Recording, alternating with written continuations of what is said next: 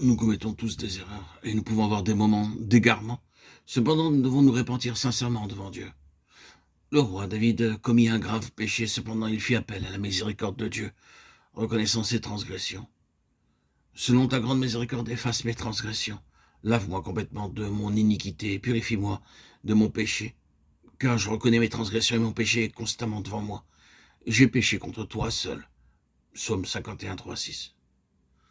Nous devons être droit devant lui, ne jamais présenter d'excuses, mais reconnaître ouvertement notre péché et saisir par la foi son pardon et la purification par son sang.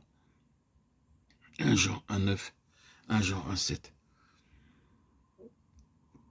Dieu désire que nous parvenions à la maturité spirituelle. C'est dans cette intention qu'il nous introduit dans des voies afin de nous apprendre qu'elles sont parfaites, indispensables à notre éducation. Ces voies sont celles de sa sagesse. Toutes ces voies sont justes. Deutéronome 32,4. Les voies de Dieu sont parfaites. Deutéronome 32,4. Ô Dieu, tes voies sont saintes. 2 Samuel 22,31. Ces voies sont incompréhensibles. Psaume 117,14.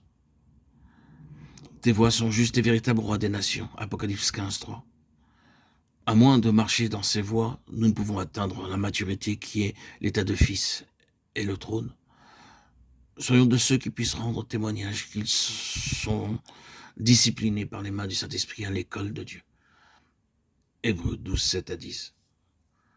Il nous faut donc apprendre à entendre la voix de Dieu, entendre sa voix, connaître sa volonté, est le privilège de chaque enfant de Dieu. De même que nous voyons la façon évidente qu'il est indispensable d'entendre sur le plan naturel, nous devons également reconnaître qu'il y a une même nécessité sur le plan spirituel.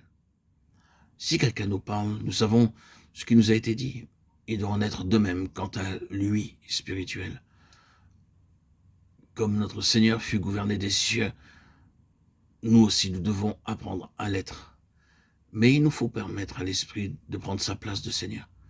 Nous devons éprouver un très grand besoin d'être conduits par lui et aspirer de tout notre cœur à apprendre une telle leçon, reconnaissant qu'elle est une nécessité fondamentale pour notre marche et notre utilité dans le dessein de Dieu. La dépendance à l'Esprit, quand l'Esprit est Seigneur, cela signifie que notre intelligence, comme notre volonté, dépendent du Saint-Esprit et ne fonctionnent donc plus de façon indépendante.